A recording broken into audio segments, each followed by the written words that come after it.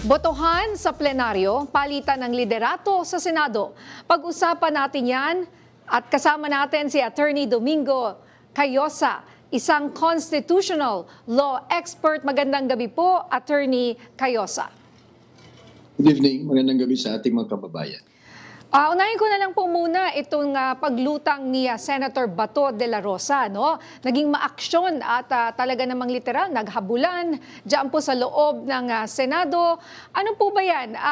Ano po ang basa ninyo dyan? Pwede ba siyang hulihin or sa loob ng Senado o kailangan sa labas ng Senate halls? Itong sinasabing may warrant of arrest sa kanyang ICC.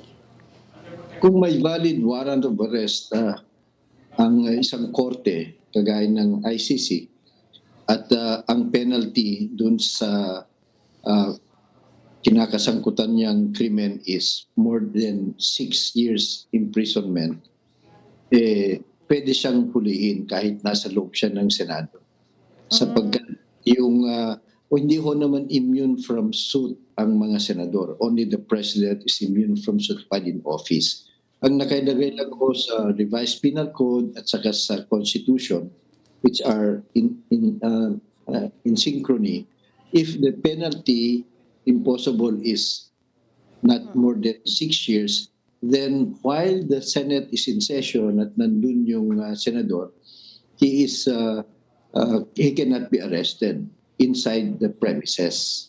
So kung lalabas siya, pwede siyang arrestuin. But Pero inside, penalty is more than 6 years. Kagaya ng crimes against humanity, mabigat ho na krimen yan.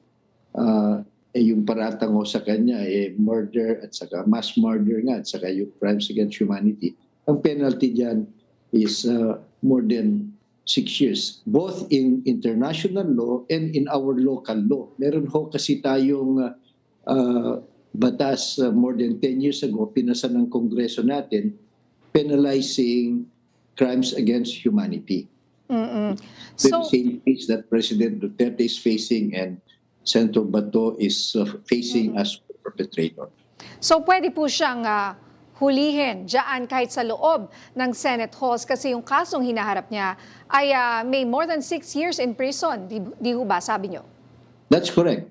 That's very clear in the law. So hindi ho pwede yan dagdagan ng mga senador, hindi ho yan pwedeng dagdagan ng mga resolusyon nila o kaya yung mga talumpati ng sino mang senador. Opo.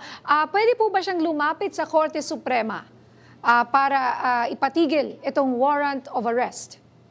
Di ba meron na siyang pending petition diyan sa Korte Suprema last year pa ata, nung umugong na. Pero humingi siya ng TRO, hindi naman pinagbigyan ng Korte Suprema kasi nga premature. So ngayon na meron na, tignan natin kung anong gagawin ng Supreme Court. But what is very clear is that ICC has already acquired jurisdiction.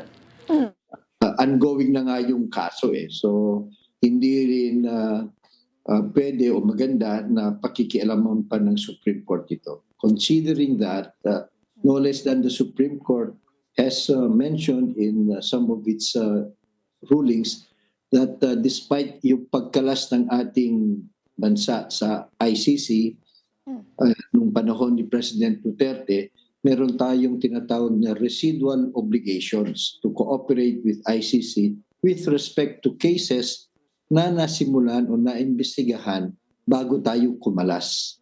All right. Maraming salamat, Attorney Domingo Cayosa.